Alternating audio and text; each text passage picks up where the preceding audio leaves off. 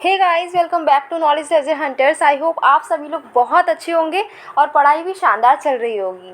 आपको तो पता ही है कि हमारी विजन आईएएस की अप्रैल की जो मंथली मैगजीन है वो ऑलरेडी आ चुकी है, जिसको हम कवर कर रहे थे, जिसमें हमने बहुत कुछ कवर कर लिया है। हमने polity, international relations, economy, environment, security जैसी सारे टॉपिक्स को कवर कर लिया है। आज हम क्या करने वाले हैं, तो आज हम कवर करेंगे सोशल इश्यूज़ को और साथ ही साथ में कल्चर के जो करंट अफेयर्स है उसको आज हम देखने वाले हैं। अब हम बात करते हैं सबसे पहले सोशल इश्यूज़ को लेकर कि सोशल इश्यूज़ में भाई क्या क्या हुआ है, कौन कौन से ऐसे इश्यूज़ हैं हमारी सोसाइटी में जो अभी चर्चा में बने रहे। जिसमें सबसे पहला इशू सामने आया है national curriculum framework for school education. देखो, हम बहुत सारे लोग सुनते हैं, हम सब सुनते रहते हैं, बहुत सारे बच्चे बोलते हैं कि हमारा एजुकेशन सिस्टम ही ख़राब है, हमने टॉप कर ली, हमने पढ़ाई बहुत कर ली, बट हमारे पास में जॉब नहीं है। राइट, तो हमने मेहनत तो बहुत की बट हम कुछ कर नहीं पा रहे हैं, सारा एजुकेशन सिस्टम में कुछ गड़बड़ है। ऐसी बातें हम सुनते हुए आए हैं और बहुत सारे आसपास अगर हम बच्चों से बात करें तो बच्चे ऐसी बातें बोलते हैं, हमने सुना है, ये रियलिटी है। राइट, तो अब क्या हो रहा है, अब हमारा जो एजुकेशन सिस्टम है उसको रिफॉर्म करने की कोशिश की जा रही है। हम देख रहे हैं कि कभी कोई फ्रेमवर्क चेंज हो जा रहा है, कभी हम देख रहे हैं कि कोई सी पॉलिसी आ जा रही है, कभी हमारी नेशनल एजुकेशन पॉलिसी आ जा रही है, तो कभी फ्रेमवर्क चेंज हो जा रहा है, कभी सिलेबस चेंज हो जा रहा है। तो हम देख रहे हैं कि हाँ भाई, काम तो चल रहा है, रिफॉर्म हो रहा है। उसी रिफॉर्म में एक रिफॉर्म है हमारा national curriculum framework for school education. क्यों है चर्चा में इसीलिए है क्योंकि जो हमारे मिनिस्ट्री ऑफ एजुकेशन है उन्होंने रिलीज़ कर दिया है प्री ड्राफ्ट किस चीज़ का, national curriculum framework for school education. ठीक है, अब इन्होंने ये प्री ड्राफ्ट रिलीज़ किया है और हम सबसे मतलब पब्लिक से ओपिनियन मांगी है कि बताओ इस फ्रेमवर्क में कुछ और चेंजेस तो नहीं चाहिए, क्या ये फ्रेमवर्क ठीक है, क्या इसको हम लीगल कर दें, क्या इसको हम पास कर दें। तो ये जो है अभी इसके लिए ये ओपन किया गया है कि लोग अपने जो व्यूज़ हैं, सजेशंस हैं, वो यहाँ पर दे सकते हैं। अच्छा, अब ये जो प्रपोज नेशनल करिकुलम फ्रेमवर्क है स्कूल एजुकेशन का, इसके बारे में जानते हैं। तो ये क्या है, ये हमें गाइड करेगा, किस चीज़ के लिए गाइड करेगा कि जो हमारी एनसीईआरटीज़ की बुक होती हैं या फिर जो करिकुलम होता है जो हम स्कूल में पढ़ाई करते हैं। राइट, तो होता है कि इस क्लास फर्स्ट में ये चैप्टर्स होंगे इस बुक में। ठीक है, अच्छा 10th क्लास में जो है मैथ्स में ये सिलेबस पढ़ना है, तो वो पहले से ही डिसाइड होता है ना कि इस क्लास में, पर्टिकुलर क्लास में ये सारे टॉपिक्स बच्चे को पता होने चाहिए, इस पर्टिकुलर क्लास में ये सारे टॉपिक्स पढ़ेंगे। तो सारा सिलेबस पहले से ही डिटरमाइंड होता है, कौन कौन सी टेक्स्ट बुक चलेंगी ये भी पहले से ही डिटरमाइंड होता है।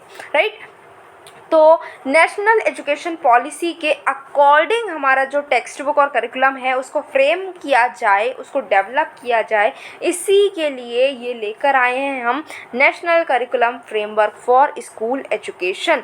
ठीक है, अब ये लास्ट रिवाइज्ड कब हुआ था, 2005 में लास्ट रिवाइज्ड हुआ था। और अभी अगर हम देखें तो इसी के अकॉर्डिंग, जो 2005 में आया था उसी के अकॉर्डिंग हमारी अभी जो एनसीईआरटीज़ मिलती हैं वो इसी जो एनसीएफएसई है हमारे 2005 में आया हुआ था, उसी के अकॉर्डिंग हमारी एनसीईआरटीज़ प्रिपेयर हुई हैं। अभी जो प्रपोज हो रहा है नया जो फ्रेमवर्क है वो ग्रुप का किस एज को टारगेट कर रहा है, तो एज ग्रुप हमारी 3 से 18 साल तक के जो बच्चे हैं उनका करिकुलम, उनकी कौन सी टेक्स्ट बुक होनी चाहिए, उनको क्या क्या सिलेबस कौन कौन सी साल में पढ़ना है, ये डिज़ाइन किया जाएगा। ये जब फ्रेमवर्क जो है इसको अगर अडॉप्ट कर लेती है सीबीएसई और स्टेट बोर्ड्स, तो इससे क्या होगा, रीस्ट्रक्चर हो जाएगा अलग अलग एस्पेक्ट के, जैसे क्लासरूम कैसा होना चाहिए, कितने बच्चे एक क्लासरूम में होना चाहिए, कैसे बैठना चाहिए, क्या नहीं, ये सारी चीज़ें उसमें हो जाएंगी।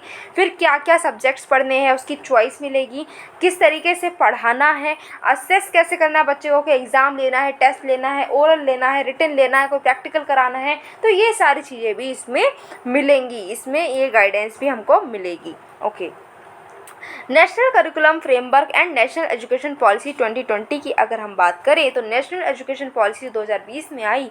तो ये क्या करे, एक फ्रेमवर्क है, ये गाइड करती है कि एजुकेशन का कैसे डेवलपमेंट होगा हमारी इंडिया में। ठीक है, ये गाइड करती है डेवलपमेंट एंड एजुकेशन को कि हमारा जो एजुकेशन प्रमोट हो उसको हम किस तरीके से रेगुलेट करेंगे। इसमें 4 नेशनल करिकुलम फ्रेमवर्क्स लेकर आए गए हैं। ठीक है, जो कि क्या करेंगे, जिसको हमारी मिनिस्ट्री ऑफ एजुकेशन और एनसीईआरटी ने मिलकर ये फ्रेमवर्क को तैयार किया है। नेशनल स्टीयरिंग कमेटी जो है, जो चेयरमैनशिप किसके अंडर थी, ये जो कमेटी बनी है तो इसमें चेयरपर्सन कौन थे, तो हैं कस्तूरी रंगन जी, डॉक्टर के कस्तूरी रंगन। उन्होंने क्या किया है, उन्होंने अंडरटेक किया है कि हम जो है ये नेशनल करिकुलम फ्रेमवर्क्स को डेवलप करेंगे जो कि एज ग्रुप को टारगेट करेगा 3 से 18 साल के। ठीक है, यहाँ पर क्या है 4 स्टेजेस में हमारी पढ़ाई पूरी होगी, 5 फिर 3 फिर 3 फिर 4। ठीक है, इस तरीके से हमारी जो एजुकेशन है वो पूरी होगी। National curriculum framework for early childhood care and education जो है ऑलरेडी प्रिपेयर हो चुका है और बाकी जो है अभी तैयार हो रहे हैं। ओके, अब जो नेशनल करिकुलम फ्रेमवर्क है, ये 4 जो फ्रेमवर्क बन रहे हैं, कौन कौन से फ्रेमवर्क बन रहे हैं इनको भी देख लेते हैं। तो national curriculum framework for early childhood care and education बन रहा है, national curriculum framework for school education बन रहा है, national curriculum framework for teacher education भी बन रहा है, साथ ही साथ में जो अडल्ट एजुकेशन के लिए नेशनल करिकुलम फ्रेमवर्क है वो भी तैयार हो रहा है। अभी जो करिकुलम अभी प्रपोज किया जा रहा है उसमें क्या क्या चेंजेस हैं, तो क्लास वाइज हम अप्रोच कर रहे हैं। जो बच्चे 3 से 8 तक के हैं और जिनकी एज जो है 3 से 8 साल की है तो उनको पढ़ाया कैसे जाएगा, प्ले बेस्ड, खेल खेल में उनको पढ़ाया जाएगा, खिलौनों का यूज़ किया जाएगा, पजल्स का यूज़ किया जाएगा और मैनिपुलेटिव तरीक़ों से उनको पढ़ाया जाएगा। अब बच्चे हो जाएंगे बड़े, ठीक है, तो मिडिल स्टेज जो है क्लास 6, 7, 8 के जो बच्चे हैं उनको नेचुरल और सोशल साइंस को भी पढ़ाया जाएगा। ठीक है, तो इनको अब किताबें दे दी जाएंगी। अब खिलौने से खेलने की उम्र चली गई बेटा, आप किताबों से पढ़ाई करो, मतलब उनको अब टेक्स्ट बुक्स दी जाएंगी। क्लास 9th और 10th के जो बच्चे हैं उनको 16 कोर्सेज पढ़ने होंगे जो 8 अलग अलग एरियाज़ में क्लासीफाई किए गए हैं। ठीक है, और उनको 8 पेपर देने होंगे, फिर उनको सर्टिफिकेशन मिलेगा। पंचकोश विकास की यहाँ पर बात की जा रही है। पंचकोश विकास जो है उस पर ज़्यादा ध्यान दिया जा रहा है, जिसमें आनंदमय कोश है, फिर विज्ञानमय कोश है, मनोमय कोश है, प्राणमय कोश एंड अन्नमय कोश। तो इनको जो है इसका इस तरीके से विकास किया जाएगा, बच्चे का डेवलपमेंट किया जाएगा। सजेस्टेड करिकुलर एरिया जो है उसमें ह्यूमैनिटीज़ है, ठीक है, मैथमेटिक्स है, कंप्यूटिंग है, वोकेशनल है, एजुकेशन है, फिजिकल एजुकेशन है, सोशल साइंस है और इंटरडिसिप्लिनरी एरियाज़ भी हैं। क्लास जो 11th और 12th के बच्चे हैं उनको चॉइस बेस्ड कोर्सेज है कि उनको क्या करना है, वो अपने जो कोर्सेज हैं जिस कौन सा कोर्सेज उनको पढ़ने हैं उसमें उनको चूज़ करने की आज़ादी मिलेगी। कोई भी हार्ड सेपरेशन नहीं रखा जाएगा ह्यूमैनिटीज़ और आर्ट और साइंस के बीच में। अभी क्या होता है, अगर हम देखें तो अगर आपने ह्यूमैनिटीज़ ले ली है तो भाई आप साइंस नहीं पढ़ सकते। ठीक है, साइंस का आपको ऑप्शन नहीं मिलेगा। अगर आपने कॉमर्स ले ली है तो आपको साइंस का ऑप्शन नहीं मिलेगा। आपने साइंस ले ली है तो आप हिंदी नहीं पढ़ पा रहे हैं, आप इंग्लिश नहीं पढ़ पा रहे हैं, या फिर बोले तो आप कॉमर्स नहीं पढ़ सकते, आप अकाउंट्स नहीं पढ़ सकते। तो ये क्या हो रहा है कि अभी बहुत ही हार्ड सेपरेशन है। इसी चीज़ को यहाँ पर टारगेट किया जा रहा है कि कोई हार्ड सेपरेशन नहीं रखा जाएगा। आर्ट, ह्यूमैनिटीज, साइंस में क्या है कि बच्चों के पास में अपॉर्चुनिटी रहेगी कि अगर आपने फिजिक्स ली है साथ में आप कॉमर्स भी पढ़ लो, आप बिजनेस भी पढ़ लो, तो आप क्या रहेगा कि बच्चों को मिक्स्ड बैकग्राउंड में पढ़ने की आज़ादी मिलेगी। एकेडमिक ईयर और स्कूल शेड्यूल की अगर हम बात करें तो इन्होंने कहा है कि 180 दिन ही स्कूल खुलेगा, या फिर बोले 34 वीक्स में ही स्कूल खुलेगा 1 साल में। इसमें क्या है कि 5.5 डे वीक शेड्यूल होगा जिसमें 29 वर्किंग आवर्स होंगे स्टूडेंट्स के लिए। पीरियड 40 जो मिनट है उससे ज़्यादा नहीं होगा क्लास 8 तक का, और अगर क्लास 9th से अगर हम बात करें तो पीरियड जो है वो 50 मिनट का भी हो सकता है। अच्छा, ये जो नेशनल करिकुलम फ्रेमवर्क है वो हम लेकर आए हैं स्कूल एजुकेशन का, इसकी क्या इंपॉर्टेंस है। अगर हम इंपॉर्टेंस की बात करें तो ये होलिस्टिक नेचर में हर चीज़ को ये टारगेट करता हुआ चल रहा है, अलग अलग स्ट्रीम्स को भी टारगेट कर रहा है, वैरायटी ऑफ सब्जेक्ट्स को भी देख रहा है, कल्चरल कनेक्ट भी बनाए रख रहा है, इक्वालिटी को लेकर आ रहा है, gender, religion, socio economic condition, student performance, हर तरीके को इसमें इनकलकेट किया गया है। लर्निंग लेवल्स को और ज़्यादा इम्प्रूव किया गया है और कंट्री के फ्यूचर के लिए ये बहुत ही ज़्यादा आइडियल माना जा रहा है। जब ये आ जाएगा, लागू हो जाएगा, फिर हम देखेंगे कि ये इसका क्या रिजल्ट रहता है। अभी तो हमारी आशाएं इससे बहुत ज़्यादा हैं। और रिकमेंडेशन क्या कही गई है, तो रिकमेंडेशन में बोला गया है कि मॉड्यूलर बोर्ड एग्जामिनेशंस किए जाएंगे। अभी क्या है, साल में एक बार एग्ज़ाम हो जाते हैं, एंड में बस आप पास हो गए तो नेक्स्ट क्लास में, बनना फेल हो गए तो उसी क्लास में पढ़ दो। अब क्या है, अब ऐसा नहीं होगा, अब मॉड्यूलर बोर्ड एग्जामिनेशंस होंगे। ठीक है, प्री ड्राफ्ट एनसीएफ ने प्रपोज किया है कि हम एंशिएंट इंडिया की जो नॉलेज सिस्टम है उसको भी अपनी पढ़ाई में इंक्लूड करेंगे। हमारे जो वेदा हैं, हमारे उपनिषद हैं, बहुत सारी एंशियंट टेक्स्ट ऐसे हैं जिसमें बहुत ज़्यादा नॉलेज है, लेकिन आज के बच्चे जो हैं उनको कुछ नहीं पता, उनके बारे में उनका नाम तक नहीं पता है। तो हम क्या कर रहे हैं, अपनी संस्कृति को भूलते हुए जा रहे हैं। माना जाता है कि जितनी भी साइंस की डेवलपमेंट हुई है, जितना भी हमारा मैथ है, उन सब का भी जो भी हमारी वेस्टर्न साइंस है ना, वो निकल कर कहाँ से आई? अगर हम उसका रूट देखें तो कहीं ना कहीं वो रूट हमारी एंशियंट टेक्स्ट में ही मिल जाता है। जो इन्वेंशंस आज हो रहे हैं ना, उसका जिक्र पहले के हमारे जो एंशियंट टेक्स्ट है उसमें ऑलरेडी हो चुका है।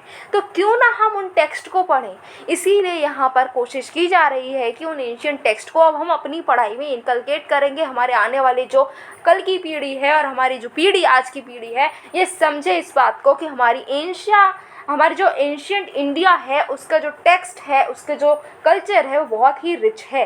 तो हमें ज़रूरत है कि हम अपनी इंडिया के कल्चर को समझें। जो चीज़ हम वेस्टर्न साइंस से नहीं सीख पा रहे हैं वो हमारी एंशियंट इंडिया भी हमें सिखा सकती है।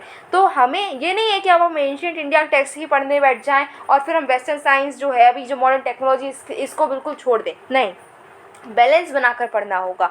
हम अपने एंशियंट इंडिया के साथ साथ मॉडर्न इंडिया की तरफ भी पढ़ेंगे, मॉडर्न वर्ल्ड को भी पढ़ेंगे। ठीक है। अच्छा, 6 प्रमाण जो हैं ये हम पढ़ेंगे एंशियंट टेक्स्ट के। जो हम पढ़ेंगे इसमें 6 प्रमाण हैं। एक है प्रत्यक्ष, ठीक है, जिसमें हम बोलते हैं कि जो मैं 5 सेंसेस से दिख रहा है, जिसको हम महसूस कर पा रहे हैं, जिसको हम देख पा रहे हैं, जिसको हम सुन पा रहे हैं, वो चीज़ हो जाती है प्रत्यक्ष। ठीक है। फिर है अनुमान। अनुमान में क्या है कि हम कुछ अंदाज़ा लगा रहे हैं कि नहीं, ऐसा नहीं, ऐसा हुआ है तो हो सकता है कि ये इस वजह से हुआ हो, ऐसा हुआ है तो हो सकता है कि इसकी वजह से ये हो जाए, तो अनुमान लगाया जा रहा है। फिर है उपमान। उपमान में क्या, हम एनालॉगी कर रहे हैं, कंपैरिजन कर रहे हैं और उसके बाद में किसी नतीजे पर पहुंच रहे हैं। फिर अर्थपत्ति। अर्थपत्ति क्या है कि हम नॉलेज कैसे लेकर आ रहे हैं, सर्कमस्टांसेस इम्प्लीकेशन को। जैसे कि अगर हम बोलते हैं ना कि अच्छा बादल आ गए हैं तो फिर बारिश होगी, ठीक है, अच्छा बारिश बहुत ज़्यादा हो गई तो हो सकता है कि कल जो मौसम है साफ़ हो जाए। तो ये हम क्या कर रहे हैं, अर्थपत्ति कर रहे हैं कि हम सर्कमस्टांस को देखकर कुछ नॉलेज को लेकर आ रहे हैं। फिर है अनुपाल विधि। ठीक है, ये क्या है, इसमें हम परसेप्शन लेकर आ रहे हैं नॉन एग्जिस्टेंस का। ठीक है, हम यहाँ पर कह रहे हैं कि जो नॉलेज है वो नॉन एग्जिस्टेंस फॉर्म में है, परसेप्शन हमारा बहुत ज़रूरी है। फिर है शब्द। शब्द क्या है कि कोई फैक्ट है उस पर हम विश्वास कर, किसी ने कहा कि भैया बारिश होगी आज, तो हमने उसकी बात ही मान ली। ठीक है, तो ये होता है शब्द, किसी की बात को मान लेना और उसी पर रिलाई करना।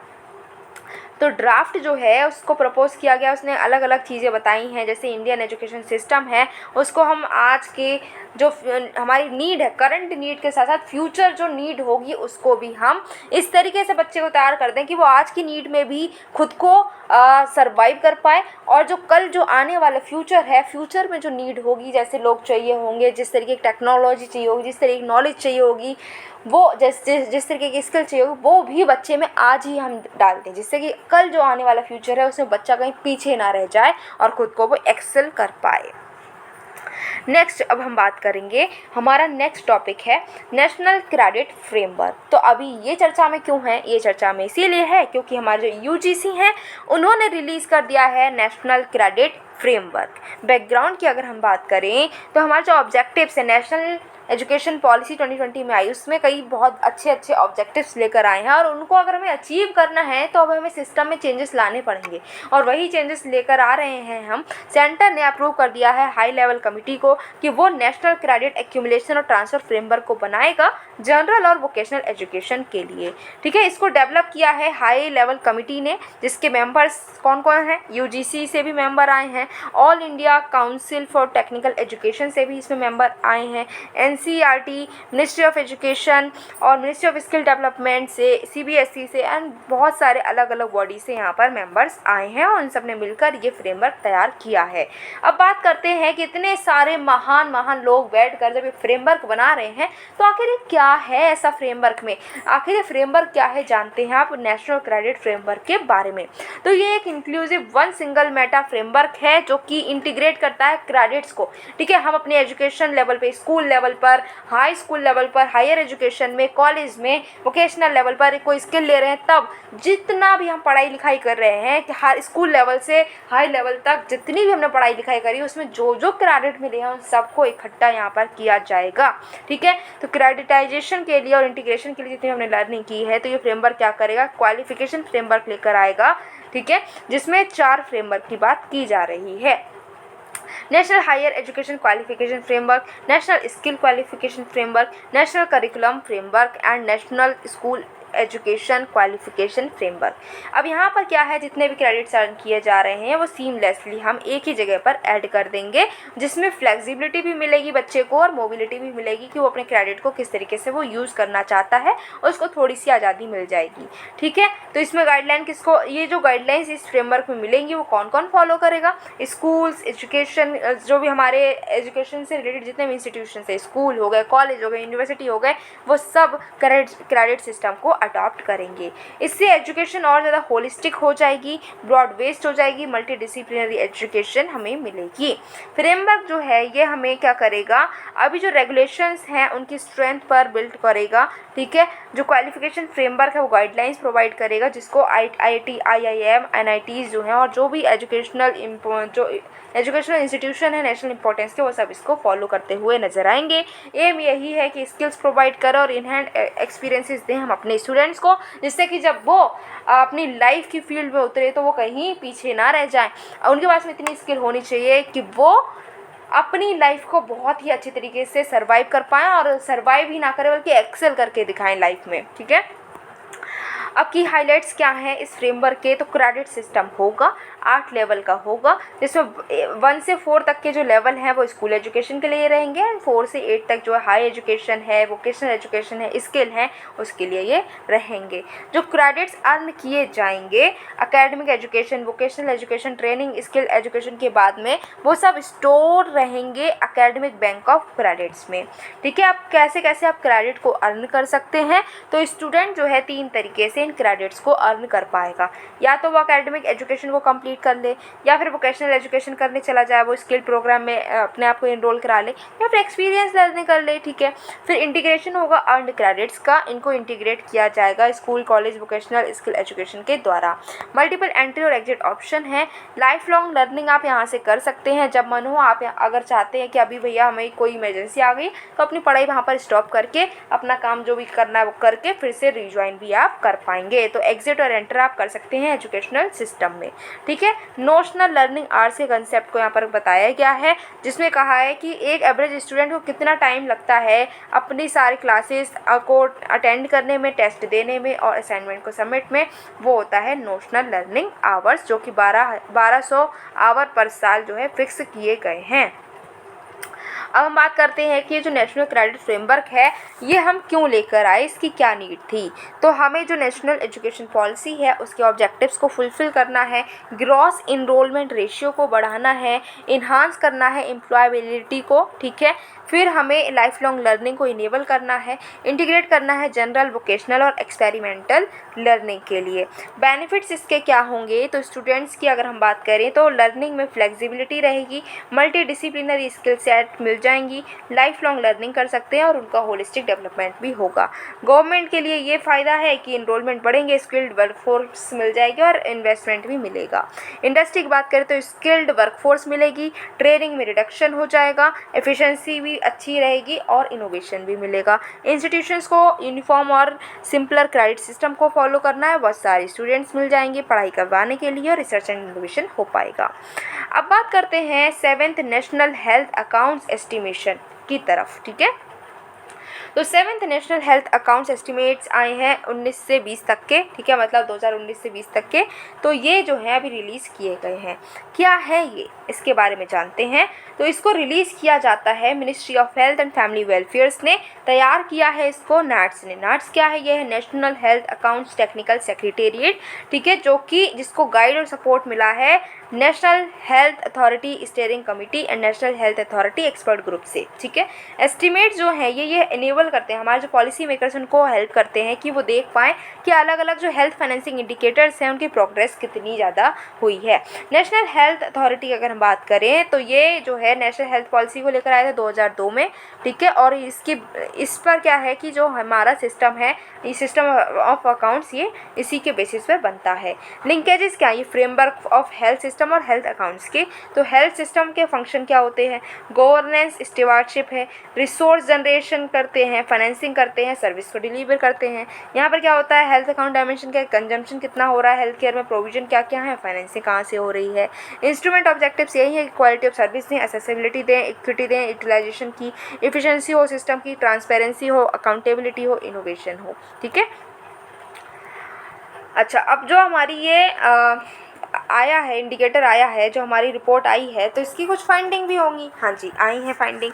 क्या है फाइंडिंग? तो total health expenditure per capita की अगर हम बात करें, कितना हम अपनी जो जीडीपी है उसका कितना % हेल्थ एक्सपेंडिचर करते हैं, तो 2019 में हम जो है 4% से 3.3% तक का जो है हमने देखा है कि डिक्लाइन हुआ है।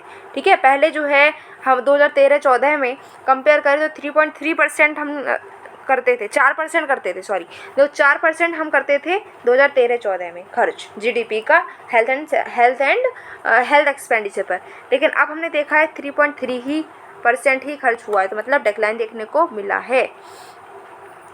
नेक्स्ट है, अगर हम करंट हेल्थ एक्सपेंडिचर की बात करें, टोटल हेल्थ एक्सपेंडिचर से कंपेयर करें, तो वो भी डिक्लाइन हुआ है 93% से 90% तक आ चुका है। ठीक है, पहले 93% था, अब 90% हो गया है। गवर्नमेंट हेल्थ एक्सपेंडिचर देखें, टोटल हेल्थ एक्सपेंडिचर में तो सरकार ने कितना खर्च किया है, वो बड़ा है, 41.41% तक का अब तक पहुंच चुका है। आउट ऑफ पॉकेट एक्सपेंडिचर देखें, अगर हम कंपेयर करते हैं टोटल हेल्थ एक्सपेंडिचर में, तो ये डिक्लाइन होता हुआ नजर आया है। Share of social security expenditure कितना रहा है, तो ये इंक्रीज हुआ है, 9.3% का हम शेयर अब देख पा रहे हैं। प्राइवेट हेल्थ इंश्योरेंस एक्सपेंडिचर की बात करें, तो ये इंक्रीज हुआ है 3.4% से 7% तक का इंक्रीज देखने को मिला है। एक्सटर्नल डोनर फंडिंग देखें अगर हम, तो ये भी इंक्रीज हुई है 0.3 से 0.5% तक। अच्छा, सिस्टम ऑफ हेल्थ अकाउंट्स क्या है ये? तो ये स्टैंडर्ड प्रोवाइड करता है कि हम हेल्थ एक्सपेंडिचर को क्लासीफाई करते हैं कि कंजम्पशन कितना हुआ है, प्रोविजन कितना था और फाइनेंसिंग कितनी हुई है। ये फ्रेमवर्क जो है ये कोलैबोरेशन है organisation for economic cooperation and development OECD, Eurostat और WHO के बीच में गाइडेंस देता है, मेथोडोलॉजिकल सपोर्ट देता है कि हम हेल्थ अकाउंट्स को कंपाइल कर पाएँ। और इसका मेन काम यही है कि हम हेल्थ एक्सपेंडिचर को अच्छी तरीके से खर्च करें, ऐसी जगह पर पैसा लगाएं जहाँ से हमें आउटकम अच्छा मिले और अपने हेल्थ सेक्टर को और ज़्यादा बूस्ट कर पाएँ। नेक्स्ट टॉपिक की अब हम बात करते हैं। नेक्स्ट टॉपिक है हमारा state of world population report 2023। तो वर्ल्ड पॉपुलेशन रिपोर्ट जो है ये आ चुकी है। इसको रिलीज़ किसने किया है? इसको रिलीज़ किया है यूनाइटेड नेशंस पॉपुलेशन फंड ने। ठीक है। और इसमें अगर हम बात करें तो इसका नाम, अभी फॉर्मल जो नाम है वो ये है, the state of world population report 2023, 8 billion lives infinite possibilities. ये रिपोर्ट जो है एनुअल रिपोर्ट है जो कि UNFPA मतलब कि यूनाइटेड नेशन पॉपुलेशन फंड जो है ये पब्लिश करता है, जिसमें डेवलपमेंट ट्रेंड्स को देखता है, पूरी वर्ल्ड की पॉपुलेशन में कितना डेवलपमेंट हुआ है, डेमोग्राफिक कैसी है। ठीक है। लाइट डालता है ये स्पेसिफिक रीजन में, कंट्रीज़ में, पॉपुलेशन ग्रुप में, और यूनिक चैलेंजेस वो कौन कौन से फेस कर रहे हैं उस पर भी ये बात करता है। अच्छा, तो रिपोर्ट को रिलीज़ करने वाली बॉडी है यूनाइटेड नेशंस पॉपुलेशन फंड। तो इसके बारे में जानना भी ज़रूरी है। ये 1968 में बनी थी, जो कि सपोर्ट करती है जो प्रोजेक्ट पॉपुलेशन से रिलेटेड हैं या फिर प्रोग्राम जो पॉपुलेशन और सेक्सुअल और रिप्रोडक्टिव हेल्थ से रिलेटेड हैं, उनके इम्प्लीमेंटेशन में ये हेल्प करती है। हेडक्वार्टर इसका न्यूयॉर्क में है। ठीक है। रियलाइजेशन ऑफ रिप्रोडक्टिव राइट्स के लिए बात करती है, सपोर्ट करती है wide range of sexual and reproductive health services के लिए। SDG गोल्स को भी अचीव करने में ये हेल्प करती है। गोल 3 हेल्थ पर है SDG का, SDG 4 एजुकेशन है, SDG 5 जेंडर इक्वालिटी है, और इस पर ये काम करते हुए नज़र आती है। 2023 की जो रिपोर्ट है ये डिस्कस करती है कि 8 बिलियन जो है उसका माइलस्टोन अभी रीच हुआ है ह्यूमन पॉपुलेशन का। पूरी दुनिया भर में 8 बिलियन लोग अब हो चुके हैं। की फाइंडिंग अगर इंडिया से रिलेटेड बात करें तो मोस्ट पॉपुलस कंट्री जो है वो इंडिया बन जाएगी मिड 2023 में, जो कि हम अब बन भी चुके हैं। ठीक है। और चाइना जो अभी तक मोस्ट पॉपुलस कंट्री है उसको ये पीछे कर देगी, अब हम सबसे ज़्यादा पॉपुलस कंट्री हो जाएंगे। One of the youngest country है, जो हमारी पॉपुलेशन टोटल जितनी पॉपुलेशन है उसकी 68% ऐसे लोग हैं जो कि 15 से 64 साल के हैं। ठीक है। तो जिससे हम यंगेस्ट कंट्री बन चुके हैं। फिर हम ओल्ड एज पॉपुलेशन है, ये भी बढ़ रही है। 7% इंडियन पॉपुलेशन जो है 65 ईयर से अबव है, और जो कि धीरे धीरे बढ़ेगी भी। फर्टिलिटी रेट कम हो चुका है, ओ तक हमारा जो फर्टिलिटी रेट है वो पहुंच चुका है। लाइफ एक्सपेक्टेंसी भी इम्प्रूव हो गई है, मेल के लिए 71 ईयर हो गई और फीमेल के लिए 74 ईयर हो चुकी है। कुछ और अगर हम की फाइंडिंग्स की बात करें तो ग्लोबल लाइफ एक्सपेक्टेंसी जो है वो 72.8% 72.8 ईयर्स हो गई थी 2019 में, और जो कि कम हो गई कोविड की वजह से 77.2 ईयर्स जो हो जाएगी 2050 में, ऐसा भी माना जा रहा है। माइग्रेशन को प्रेडिक्ट किया जा रहा है कि पॉपुलेशन ग्रोथ में ये जो है सबसे बड़ा ड्राइवर माना जा रहा है। 8 ऐसी कंट्रीज़ हैं जिसमें 50% जो ग्लोबल पॉपुलेशन वो इन्हीं कंट्रीज़ में रहेगी। कौन कौन सी है? इजिप्ट, इथियोपिया, इंडिया, हमारा नाम भी आ रहा है, नाइजीरिया, पाकिस्तान का भी नाम आ रहा है, Philippines, Tanzania, democratic Republic of Congo. ठीक है, तो यहाँ पर 50% पॉपुलेशन ग्रोथ यहीं से देखने को मिलेगी। अच्छा, सजेशंस क्या क्या प्रोवाइड किए गए हैं? तो जेंडर इक्वालिटी रखनी है, एम्पावरमेंट करना है और ग्रेटर बॉडीली ऑटोनॉमी देनी है वीमेन के लिए, गर्ल्स के लिए। उनके पास में राइट होना चाहिए कि वो ये डिसाइड करे कि उनको कितने बेबीज़ चाहिए हैं, उनको किस एज में रिप्रोडक्शन करना है कि नहीं करना है, ये सब राइट उनके होने चाहिए। ठीक है, फिर with almost half of the population जो 25 साल से कम की है, तो हमारे पास में बहुत ही अच्छा ह्यूमन रिसोर्स है जिसको हम अच्छे से यूज़ करें तो हम काफ़ी आगे तक जा पाएंगे। अब हम बात करते हैं कि इंडिया की डेमोग्राफिक डिविडेंड की। तो वीकनेसेस क्या है कि एग्जिस्टिंग रिसोर्सेज पे बहुत प्रेशर पड़ा हुआ है, सोशल इंफ्रास्ट्रक्चर को स्ट्रेंथन करने की ज़रूरत है, एम्प्लॉयमेंट क्रिएट करने की ज़रूरत है, स्किल गैप को एड्रेस करने की ज़रूरत है और पॉलिसीज़ बनानी है जो कि एजिंग पॉपुलेशन से रिलेटेड हो। स्ट्रेंथ ये है कि वर्कफोर्स हम पर बहुत ज़्यादा है।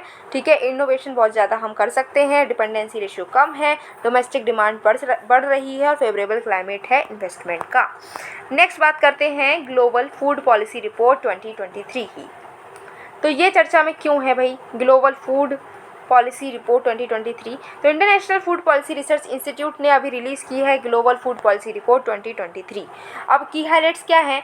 तो इन्होंने कहा है कि ग्रोइंग बॉडी ऑफ एविडेंस कि कैसे हम पॉलिसी जो है डाइवर्स पॉलिसी रिस्पॉन्सेज कर सकते हैं इमीडिएट और लॉन्गर टर्म में, जैसे कि फूड क्राइसिस को हम इम्पैक्ट कर पाएँ, फूड क्राइसिस से कैसे हम टैकल कर सकते हैं लॉन्ग टर्म में एंड इमीडिएट टर्म में, इस पर यह बात करती हुई नज़र आ रही है। फूड इनसिक्योरिटी भी इन्होंने बात की है कि फूड इनसिक्योरिटी बढ़ी है 2020 से 22 तक, क्योंकि बहुत सारे क्राइसिस आ गए, जैसे कोविड-19 आ गया, क्लाइमेट चेंज हुआ, नेचुरल डिजास्टर्स आ गए, फिर बहुत सारी जो कंट्रीज हैं उनमें अनरेस्ट भी देखने को मिला। क्लाइमेट चेंज के साथ साथ लगभग 72 मिलियन लोग जो हैं वो अंडर नरिश्ड हो जाएंगे 2050 तक, ऐसा भी माना जा रहा है। ग्लोबल डेवलपमेंट प्रोग्रेस का भी स्टैग्नेशन हो चुका है, ज़्यादा डेवलपमेंट हमें देखने को मिल नहीं रही है। फूड प्राइसेस बहुत ज़्यादा महंगे हो गए हैं, फूड जो है खाना खाने के लिए भी हम देख रहे हैं कि बहुत पैसा देना पड़ रहा है, तो खाना भी बहुत महंगा हो गया है, क्योंकि कोविड-19 की वजह से रशिया यूक्रेन की वॉर हो गया, उसकी वजह से जो है लगभग 10% फूड प्राइसेस जो हैं वो बढ़े हैं। वीमेन का अंडर रिप्रेजेंटेशन है डिजास्टर मैनेजमेंट में, वीमेन की वॉइसेस जो है वो सुनी ही नहीं जाती डिजास्टर मैनेजमेंट में। ठीक है, वो उन्हें इन्वॉल्व नहीं किया जाता है, जब हम कोई डिजास्टर मैनेजमेंट से रिलेटेड कोई प्रोजेक्ट बना रहे हैं तो उनको इन्वॉल्व नहीं किया जाता है। डिस्प्लेस्ड पॉपुलेशन है वो हंगर और मल न्यूट्रिशन को फेस करती हुई नज़र आ रही है, ऐसा भी देखने को मिला है। बात करें हम international food policy research institution की, जिसने ये काम करके दिखाया है, ये रिपोर्ट लेकर आया है, तो ये 1975 में बना था, 70 कंट्रीज़ में ये काम करता है, मेजर रिसर्च सेंटर है जो CGIAR का। ठीक है, ये ग्लोबल पार्टनरशिप है जो कि 1971 में इस्टेब्लिश हुई थी। Unified international organisation engage in research for food secured future के लिए काम करती है, हेडक्वार्टर इसका वाशिंगटन DC में है। रिकमेंडेशंस क्या हैं? तो प्रोएक्टिव रिस्पॉन्स देना फूड सिस्टम शॉक्स के लिए। ठीक है, कि 3 की एरियाज में काम होगा। क्राइसिस प्रेडिक्शन पहले से करनी है, उसके लिए तैयारी कर लेनी है। रेजिलियंस को हमें बिल्ड करना है क्राइसिस से और के दौरान भी और उससे पहले भी, और crisis response supportive inclusive women बनानी है हमें। रिस्क मॉनिटरिंग करनी है, प्रोटोकॉल को रिवाइज करना है कि फेमाइन को किस तरीके से डिक्लेयर करना चाहिए, इसको हमें रिवाइज करने की ज़रूरत है। ह्यूमैनिटेरियन रिस्पॉन्स की अगर हम बात करें तो इन्वेंशंस को ये सपोर्ट करता है जो कि रिफ्लेक्ट करते हैं ह्यूमैनिटेरियन डेवलपमेंट पीस नेक्सस के लिए। वीमन को एम्पावर करता है क्राइसिस सिचुएशन में, वो ये बहुत ज़्यादा ज़रूरी है। बिल्डिंग रिजिलियंट फूड सिस्टम, तो किसी भी तरीके का शॉक अगर आता है तो हमारा फूड सिस्टम जो है उस पर कोई इम्पैक्ट ना पड़े, इस तरीके का फूड सिस्टम बनाना है। सेफ्टी नेट्स को अडॉप्ट करना है क्राइसिस रिकवरी में। सोशल प्रोटेक्शन सिस्टम को भी हमें और ज़्यादा एम्पावर करना है।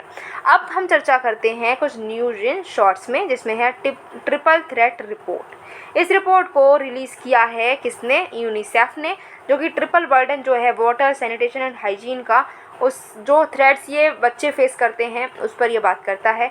वॉश एक कलेक्टिव टर्म है जिसमें बात की जाती है access of safe drinking water, improved sanitation facilities and maintain basic level hygiene की।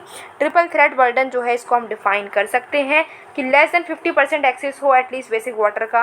टॉप 20 कंट्रीज जो है वो हाईएस्ट बर्डन जो डेथ जो है वॉश की वजह से सबसे ज़्यादा डेथ होती हैं, उनमें जो अंडर 5 है वहाँ पर ये जो सिस्टम है वो देखा जाएगा। विदिन 25% कंट्रीज ऐसी हैं जो कि highest risk of climate change को भी फेस कर रही हैं। अच्छा, रिपोर्ट की फाइंडिंग है तो 600 मिलियन चिल्ड्रन ऐसे हैं जिनमें सेफली ड्रिंकिंग वाटर नहीं है। 1.1 मिलियन बच्चे ऐसे हैं जिनको सेफली मैनेज सैनिटेशन नहीं मिलता। 689 मिलियन बच्चे ऐसे हैं जिनको बेसिक हाइजीन सर्विसेज नहीं मिलती। फिर अनसेफ वॉश की वजह से 4 लाख चिल्ड्रन की डेथ होती है जो कि 5 साल से कम के होते हैं हर साल। ट्रिपल बर्डन जो है हैवली कंसंट्रेटेड है 10 कंट्रीज़ में जो कि सब सहारन अफ्रीका में मिलती हैं। रिकमेंडेशन यही है कि करंट इन्वेस्टमेंट को हमें बढ़ाना है, रेजिलियंस को बिल्ड करना है, अकाउंटेबल कोऑर्डिनेशन करना है। मेजर क्लाइमेट और एनवायरमेंटल रिस्क जो फैक्टर जो कि बच्चों के लिए हैं, जैसे कि वाटर स्कैर्सिटी हो सकती है, रिवराइन फ्लड हो सकती है, कोस्टल फ्लड हो सकती है, ट्रॉपिकल साइक्लोन आ सकते हैं, soil and water pollution, air pollution, heat wave और वेक्टर बॉर्न डिजीजेस। नेक्स्ट है असेसमेंट ऑफ चाइल्ड सस्पेक्ट्स। तो एनसीपीसीआर ने गाइडलाइंस इशू की हैं कि चाइल्ड सस्पेक्ट्स को हम कैसे असेस करेंगे। सुप्रीम कोर्ट की जो डायरेक्टिव है वरुण चंद्र के ठाकुर वर्सेस मास्टर भोलू के केस में, उसमें जो गाइडलाइंस है इन्होंने इनेबल किया है जुवेनाइल जस्टिस बोर्ड को कि वो प्रिलिमिनरी असेसमेंट कर सकते हैं जिससे कि वो डिटरमाइन कर सके कि जो चाइल्ड है वो उसको माइनर और नॉट माइनर के तरीके से हम कैसे ट्रीट करेंगे। कोई बच्चा ऐसा है जो कि अभी माइनर है लेकिन उसने कोई ऐसा क्राइम करा है जो कि बहुत ही हीनियस है, बहुत घिनौना क्राइम किया, जैसे किसी का मर्डर कर दिया, किसी का रेप कर दिया, तो ये तो छोटे बच्चों वाली बातें नहीं करी ना, उसने तो बहुत बड़े लोगों वाली हरकतें करी हैं। तो उसको अब हम माइनर माने या फिर हम एक अडल्ट मानेंगे, इस पर यहाँ पर बात की जा रही है। तो जो है ये गाइडलाइंस प्रोवाइडेड अब कर दी गई हैं। जो जुवेनाइल जस्टिस एक्ट है वो डिफ़ाइन करता है कि एक बच्चा जो है वो 18 साल से कम का है तो उसको हम चाइल्ड मानेंगे, लेकिन अगर वो 16 से 18 साल का है और उसने कोई हीनियस क्राइम किया है तो उसको हम अडल्ट भी मान सकते हैं। प्रिंसिपल्स क्या क्या फॉलो किए जाते हैं जेजिक एक्ट में, तो यहाँ पर है principle of presumption of innocence, हम मानते हैं बच्चा जो है वो इनोसेंट है। फिर पार्टिसिपेशन, ठीक है, फिर बेस्ट इंटरेस्ट में उसके काम करना है। प्रिंसिपल ऑफ सेफ्टी, उसको सेफ रखना है। नॉन स्टिग्मेटाइजिंग सीमेंटिक्स, ठीक है। Principle of right to privacy, उसको प्राइवेसी में रखा जाएगा। और नेचुरल जस्टिस। गाइडलाइंस की अगर हम हाईलाइट्स की बात करें, जनरल प्रिंसिपल्स फॉलो किए जा रहे हैं, जो भी प्रिंसिपल्स हमारे जुवेनाइल जस्टिस एक्ट के हैं वो फॉलो किए जा रहे हैं। प्रिलिमिनरी असेसमेंट होगा, ठीक है, जिससे कि हम एज को देखेंगे कि फिजिकल कैपेसिटी कितनी है, उसकी मेंटल कैपेसिटी कितनी है, किस सर्कमस्टांस में उसने ये काम किया है और एबिलिटी क्या वो उसको पता था कि अगर वो ये ऑफेंस करेगा तो उसको ये सज़ा हो सकती है। ये सब हम पहले असेस करेंगे, फिर उसको बताएंगे कि वो माइनर माना जा रहा है उसको या फिर हम उसको अडल्ट मान रहे हैं। 3 महीने के अंदर ही प्रिलिमिनरी असेसमेंट हो जाना चाहिए। फिर ट्रिपल टेस्ट किया जाएगा सरोगेसी के लिए। कर्नाटका हाई कोर्ट ने ट्रिपल टेस्ट जो है इवॉल्व किया है। ऐसे कपल जो कि सरोगेट चाइल्ड लेने के लिए जो है लीगल हर्डल्स को फेस कर रहे हैं, उनके लिए ट्रिपल टेस्ट लेकर आया गया है, ठीक है। हमारी इंडिया में अल्ट्रुस्टिक जो सरोगेसी सिर्फ वही अलाउड है, कॉमर्शियल नहीं अलाउड है। मतलब बिना पैसे लिए कोई किसी की हेल्प करना चाहता है तो कर सकता है। अब ऐसा नहीं कि आप सरोगेट मदर बन जाओ और उसके बाद में आप उनसे पैसों की डिमांड करो, वो चीज़ नहीं अलाउड है, ठीक है। फिर है ट्रिपल टेस्ट में क्या होता है, जेनेटिक टेस्ट होगा हस्बैंड का, जिससे कि ये इंश्योर किया जाएगा कि जो चाइल्ड है वो किसी डिसऑर्डर के बिना पैदा होगा। फिजिकल टेस्ट किया जाएगा कपल का, जिससे पता चल सके कि वो लोग बच्चे को मैनेज कर पाएंगे या नहीं। इकोनॉमी टेस्ट किया जाएगा, जिससे कि बच्चे का फ्यूचर, जो बच्चा पैदा होगा उसका फ्यूचर जो है वो खतरे में ना पड़ सके। तो ये तो हमारी न्यूज़ रही, जितने करंट अफेयर रहे वो सोशल इश्यूज से रिलेटेड रहे। अब हम बढ़ते हैं कल्चर की तरफ। कल्चर में अगर हम बात करें तो पहला टॉपिक है Indian knowledge systems in higher education. तो अभी कुछ इसके बारे में हम ऑलरेडी जान चुके हैं, अब इसको कुछ से काम चलेगा नहीं, कंप्लीट डिटेल नॉलेज होनी चाहिए। तो अब हम डिटेल नॉलेज जानते हैं इसके बारे में। अच्छा, न्यूज़ क्यों है चर्चा में, क्योंकि यूजीसी ने ड्राफ्ट गाइडलाइंस को ड्राफ्ट गाइडलाइंस को रिलीज़ किया है, जिससे कि हम इंडियन नॉलेज सिस्टम्स को अपने हायर एजुकेशन में जो अंडर ग्रेजुएट और पीजी कोर्सेज होते हैं उसमें इन्वॉल्व कर सकें। अर्लियर बात करें तो 2020 में IKS जो इंडियन नॉलेज सिस्टम डिवीज़न है मिनिस्ट्री ऑफ एजुकेशन के अंडर, वो सेट की गई थी, जिससे कि रिसर्च और डिसेमिनेट किया जाए हमारी इंडियन नॉलेज सिस्टम में जो रिसर्च है उसको हम कर सकें। Expertise in Indian knowledge system को भी ऐड किया गया है, जो कि हमारा नेशनल क्रेडिट फ्रेमवर्क है उसके फाइनल वर्जन में। की फीचर्स क्या हैं इस गाइडलाइंस के, तो क्रेडिट कोर्स भी इसमें लॉन्च किए गए हैं। यूजी और पीजी स्टूडेंट्स जो हैं उनको इंकरेज किया जाएगा कि वो क्रेडिट कोर्स लें इंडियन नॉलेज सिस्टम में, जिससे कि क्या हो, लगभग 5% जो जितने भी क्रेडिट चाहिए उसमें 5% यहाँ से अर्न हो। ठीक है, एम्फेसिस किया जा रहा है ऑथेंटिक सोर्सेज पे। जो इंडियन नॉलेज सिस्टम है वो ऑथेंटिक सोर्स पे बेस्ड होना चाहिए, जैसे कि टेक्स्ट पे, हिस्टोरिकल अकाउंट्स पे या फिर इंस्क्रिप्शंस पर।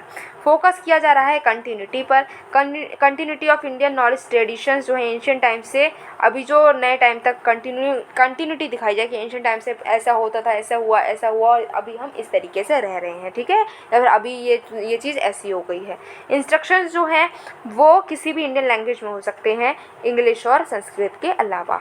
ट्रांसलेशन फ्रॉम संस्कृत तो टेक्निकल टर्म्स से साइटेशंस हैं, संस्कृत से वो हम देवनागरी में करवा सकते हैं, ट्रांसलेशन होगा और इंग्लिश में भी हो सकता है।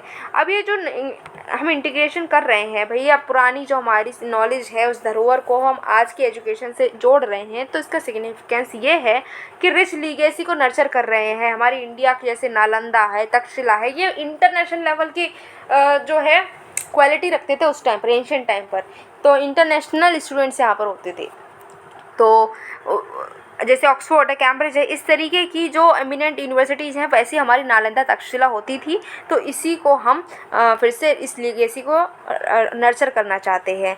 ठीक है, इंडियन एजुकेशन सिस्टम को डीकोलोनाइज करना चाहते हैं, जो हमारी वेस्टर्न साइंस ही नहीं बल्कि हम अपनी एंशिएंट हिस्ट्री को भी पढ़ना चाहते हैं। एंशिएंट जो हमारी इंडिया की जो इतनी अच्छी नॉलेज है उसको गेन करना चाहते हैं। ठीक है, जो हमारी पहले की जो नॉलेज है उसको करंट टाइम में किस तरीके से लगाना है वो उसका एप्लीकेशन भी कर सकते हैं। जैसे कि हम देखते हैं आयुर्वेदा है, ठीक है, जो कल भी वही था आज भी वही है, लेकिन कल भी वो वही काम कर रहा है आज भी कर रहा है, तो उसको हम उसकी नॉलेज होनी चाहिए। शिप्स कैसे एंशिएंट टाइम में बनती थी उसको क्या आज हम इम्प्लीमेंट कर पा रहे हैं, ये सारी चीज़ें भी हम सीख पाएंगे। मल्टी डिसिप्लिनरी अप्रोच रखी जाएगी, जिसमें सोल्यूशंस और क्वेश्चंस जो हैं उन पर काम किया जाएगा। जो कल्चरल इथोस हैं उसको भी हम और क्लोजर पहुँचेंगे।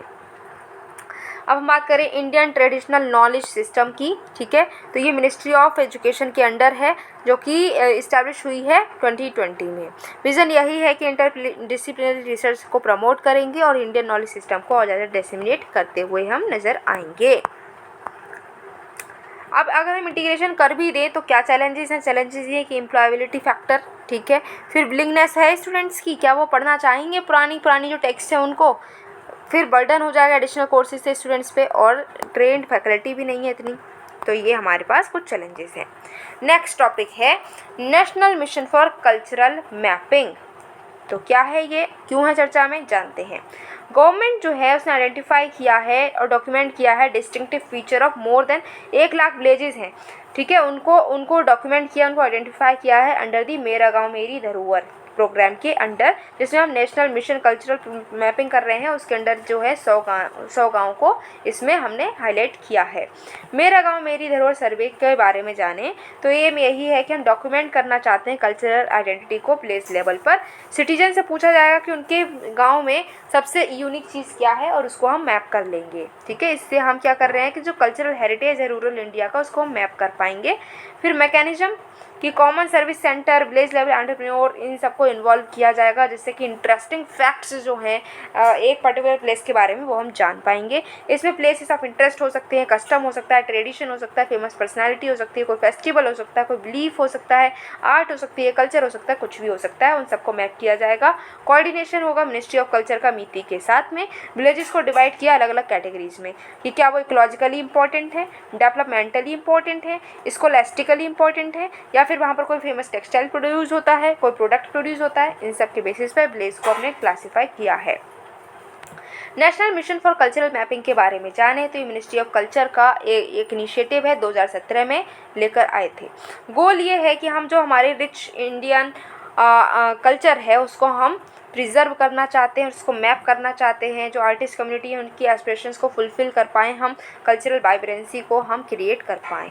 इंस्टीट्यूशंस कौन कौन से इन्वॉल्व हैं, तो इसमें हमारा CSC e governance services India limited जो है वो उसको टास्क दिया गया है कि ये जो काम है वो करके दिखाएगा मिनिस्ट्री ऑफ कल्चर के अंडर। मिशन को एग्जीक्यूट कर रहा है Indira Gandhi national centre for the arts. Broad level पर बात करें तो 3 इंपॉर्टेंट ऑब्जेक्टिव हैं कि नेशनल कल्चरल अवेयरनेस अभियान चलाना है, कि लोगों को बताना है कि हमारा कल्चर कितना ज़्यादा रिच है। फिर हम आर्टिस्ट टैलेंट हंट कर रहे हैं कि हम आर्टिस्ट जो अलग अलग देश दुनिया में, हमारे जो देश के कोने कोने में अलग अलग जो टैलेंट है उसको हम पहचान सकें, और नेशनल कल्चरल वर्क प्लेस भी इस्टेब्लिश हम करना चाहते हैं। अब हम देखते हैं कि जो कुछ एग्जाम्पल्स देखते हैं जिनको हमने इंक्लूड किया, कुछ विलेजेस के एग्जाम्पल हैं जिनको हमने इंक्लूड किया। जैसे कि सिनौली की बात करें, सिनौली एक हड़प्पन साइट है, ठीक है, ये आर्ट फैक्ट्स के लिए जानी जाती है, ब्रॉन्ज एज सिविलाइजेशन के। फिर रैनी की बात करें, उत्तराखंड में है, चिपको मूवमेंट के लिए जानी जाती है क्योंकि फॉरेस्ट को बचाया गया था। सुकेती की बात करें, सुकेती फॉसिल पार्क हिमाचल प्रदेश में है, ठीक है, तो यहाँ पर 2.5 million years old vertebrate fossils मिले हैं। फिर हम यहाँ पर बात करें पंद्रे थान जो जम्मू कश्मीर में है, तो 14th सेंचुरी कश्मीरी संत मिस्टिक पोइट लाल देद यहाँ पर उनका ये गांव है, ठीक है, उनको लल्ला और लालेश्वरी भी बोलते हैं, उनकी राइटिंग है बक्स। और यहाँ पर शिव टेम्पल भी मिलता है 8th सेंचुरी का, और इसको चिनार कॉर्प जो है इंडियन आर्मी के, उन्होंने रेजिग्नेट और प्रिजर्व किया है। बिश्नोई राजस्थान के, तो ये जो है हार्मनी विद नेचर के लिए जाने जाते हैं और एनिमल और ट्रीज़ को ये बचाते हैं। फिर ये जो मिशन है हमारा, इसकी अगर हम बात करते हैं तो क्या सिग्निफिकेंस है, तो डेटाबेस एक क्रिएट हो जाएगा, हाई क्वालिटी की ई लर्निंग रिसोर्सेज मिल जाएंगी, रेमुनरेशन भी मिल सकता है आर्टिस्ट के लिए। फिर प्रोजेक्ट जैसे कि स्वच्छ भारत है, नमामि गंगा है, उसमें आर्टिस्ट का नेटवर्क का जो है वो बन सकता है, और हम जो गैप है हमारा डिजिटल डिवाइड है उसको भी फुलफ़िल कर पाएंगे। Indira Gandhi national centre for arts की बात करें तो मिनिस्ट्री ऑफ कल्चर के अंडर ये आती है। 1987 में इसको इस्टेब्लिश किया गया है, और ये centre for research academic pursuit dissemination in the fields of arts के तरीके से काम करती है। 6 फंक्शनल यूनिट हैं, कला नदी, कला कोश, जनपद संपद, कला दर्शन, कल्चरल इन्फॉर्मेटिक्स एंड सूत्रधार। अब ये जो मिशन है इसके अगर हम कुछ की कंपोनेंट्स देखें तो आइडेंटिफाई करेगा प्लेसेस को जो कल्चरल हब्स बन सकते हैं, फिर यहाँ पर ग्रांट करेगा आर्टिस्ट को, ग्रेड करेगा, फिर वर्चुअल प्लेटफॉर्म क्रिएट करेगा, आर्टिस्ट वेलफेयर स्कीम्स को डिज़ाइन करेगा, लोकल आर्टिस्ट को मैप करेगा और गुरु शिष्य परंपरा को और आगे लेकर जाएगा। नेक्स्ट टॉपिक है बहुत ही इंटरेस्टिंग टॉपिक, राजा रवि वर्मा। अभी ये इसलिए चर्चा में है क्योंकि 175 बर्थ एनिवर्सरी राजा रवि वर्मा जी की सेलिब्रेट की गई है। अगर वो ज़िंदा होते तो समझो 175 साल के होते। अच्छा, इनके कंट्रीब्यूशंस की बात करते हैं, इंडियन आर्ट में इन्होंने क्या क्या काम किया है। तो लिथोग्राफी का प्रोपेनेंट है ये, ठीक है, अर्लीस्ट प्रोपेनेंट है लिथोग्राफी के, मतलब कि कोई फ्लैट स्टोन या मेटल प्लेट पर इन्होंने काम करके दिखाया है। पॉपुलर सीन्स जो हैं, हिंदू लिटरेचर के कैरेक्टर्स है, वो इन्होंने एम्प्लॉय किए हैं। यूनियन ऑफ इंडियन ट्रेडिशन, इन्होंने इंडियन ट्रेडिशन और यूरोपियन आर्ट को एक साथ जोड़ के काम करा है, ठीक है। टेक्निक्स जो है यूरोपियन टेक्निक्स को भी यूज़ किया और इंडियन ट्रेडिशन को भी छोड़ा नहीं, उसको भी शो किया है। मैथोलॉजिकल स्टोरीज़ को ये दिखाते हैं, जैसे कि दुष्यंत है, शकुंतला है, नल दमयंती हैं, लॉर्ड राम की ट्रम्प है वरुण पे, ये सारे एपिसोड्स भी इनके काम में दिखते हैं। Artist of the people affordable copies बनाते थे उन लोगों के लिए जो कि बहुत ही महंगे महंगे अगर इनकी पेंटिंग्स खरीद नहीं पाते थे तो ये अफोर्डेबल कॉपीज़ बनाते थे, ठीक है।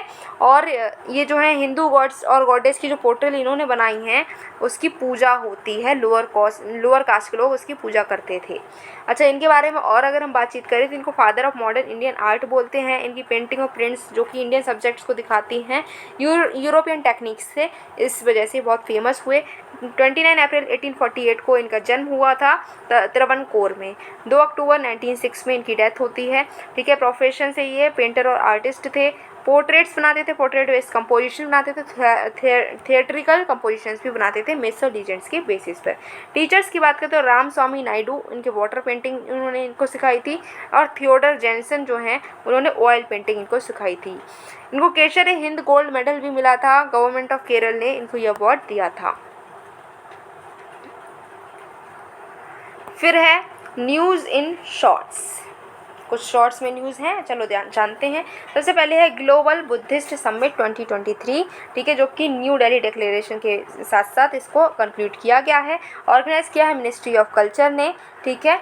और यहाँ पर क्या हाईलाइट किया गया है कि जो प्रेजेंट वर्ल्ड सिनारियो यहाँ पर टेक्स्ट डॉक्ट्राइन फिलॉसफी है बुद्ध धर्म की, वो हमें क्या है डायलॉग, इंटरफेथ डायलॉग, हार्मनी और यूनिवर्सल पीस में हेल्प करती है। बुद्धिस्ट पिलग्रिमेज जो है वो कितना ज़्यादा ज़रूरी है, इस पर भी बातचीत की गई है। यहाँ पर हाईलाइट किया गया है कि जो बुद्धिज़्म का रोल है इंडिया की सॉफ्ट पावर स्ट्रेटजी में वो बढ़ता हुआ नज़र आ रहा है। सॉफ्ट पावर हमें इनेबल करता है कि लोगों के बिहेवियर को हम चेंज कर सकते हैं बिना किसी लड़ाई झगड़े के, सिर्फ अट्रैक्शन से, परसुएशन से।